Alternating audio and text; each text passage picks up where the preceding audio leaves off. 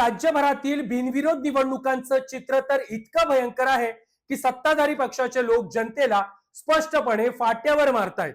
म्हणजे लाडकी बहीण सारख्या योजना जाहीर करून किंवा निवडणुकीच्या काळामध्ये पैशांची खैरात करून मतदारांना विकत घेता येतं, हे आता सत्ताधारी नेत्यांच्या डोक्यात फिट बसलंय। त्यामुळेच आपलं कोण काय वाकडं करू शकणार असा माजच या सत्ताधाऱ्यांच्या डोक्यात गेलाय। याचाच परिणाम म्हणजे आता तर मतदार आपल्याच खिशात आहेत असं समजून आधी नगर परिषदेच्या निवडणुकीत आणि आता महानगरपालिकेच्या निवडणुकीतही उमेदवारच विकत घेण्याची मस्ती सत्ताधारी दाखवतायत। त्यामुळेच तर राज्यभरात सत्ताधारी पक्षाचे तब्बल 60 पेक्षा अधिक नगरसेवक महापालिका निवडणुकीच्या आधीच बिनविरोध निवडून आलेत। याचा कहर तर कल्याण डोंबिवलीमध्ये झालाय। कल्याण डोंबिवलीमध्ये सत्ताधाऱ्यांचे 22 उमेदवार बिनविरोध निवडून आलेत।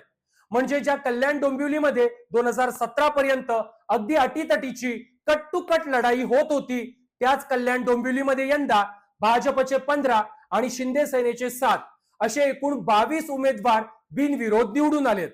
कारण कल्याण डोंबिवलीमध्ये भाजप आणि शिंदेच्या शिवसेनेनं अगदी पैशांचा पाऊस पडलाय।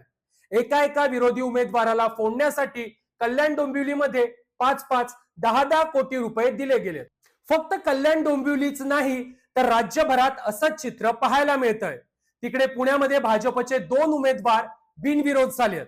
पिंपरी चिंचवडमध्ये भाजपचे 2, पनवेलमध्ये भाजपचे 6, भिवंडीमध्ये भाजपचे 6 तर शिंदे सेनेचे 2, धुळ्यामध्ये भाजपचे 4, जळगावमध्ये भाजपचे 6, अहिल्यानगरमध्ये भाजपचे 3 तर ठाण्यामध्ये शिंदे सेनेचे 7 नगरसेवक बिनविरोध निवडून आलेत।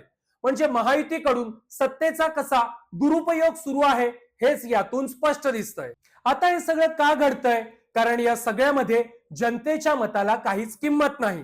म्हणूनच तर महाराष्ट्रामध्ये अशा प्रकारे धमक्या देऊन, पैसे ओतून, उमेदवार फोडून निवडणुका बिनविरोध करण्याचा नवा कुप्रकार सुरू झालाय आणि हाच लोकशाहीचा अंत आहे।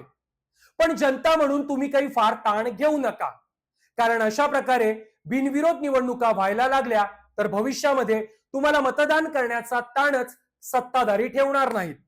कारण हुकुमशहा कधी जनतेचं मत विचारात घेत नसतो आणि आपली वाटचालही त्याच दिशेने चालली आहे।